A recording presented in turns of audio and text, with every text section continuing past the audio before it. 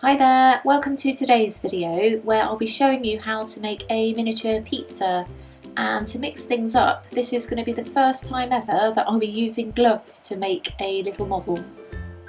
So to get things started, here's an approximation of the kind of colours that you'll need.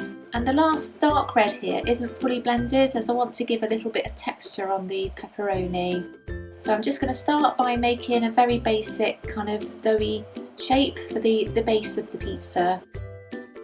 Try and keep it as circular as you can, but obviously it's important not to make it too perfect.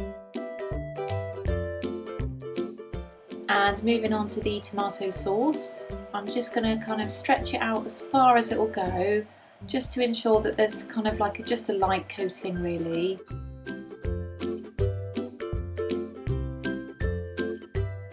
And that then attaches.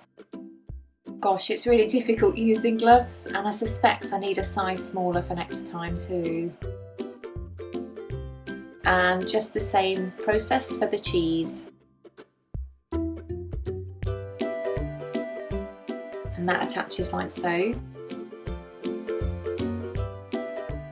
And a wet wipe's always good to sort of press the clay down further and to keep it nice and clean too.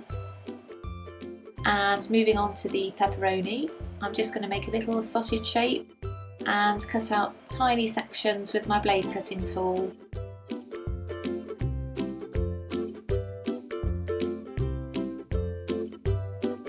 And with a tiny ball tool, I'm just going to create some texture on the top of the pepperoni, just to make it look a little bit more convincing really. And I'll do that with all of them. I'm using gloves as I've had some food allergies going on lately, which have caused nerve pain and all sorts of stuff really. So I'm trying to avoid all potential allergens where possible. I'm sure polymer clay is fine, but I'm keen to work with gloves now really, albeit in a slightly smaller size next time. So now the pepperoni attaches to the pizza like so. And you'll probably spend a little bit of time just arranging these so they look as nice as possible.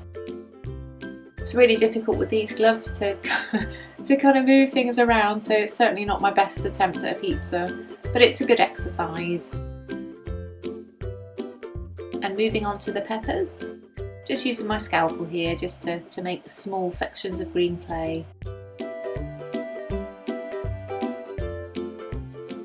And now it's looking far more like a pizza.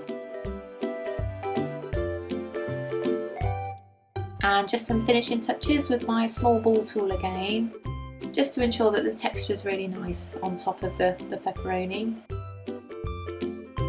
And now it's time to bake your model, so you'll need to refer to your own brand of polymer clay's baking instructions.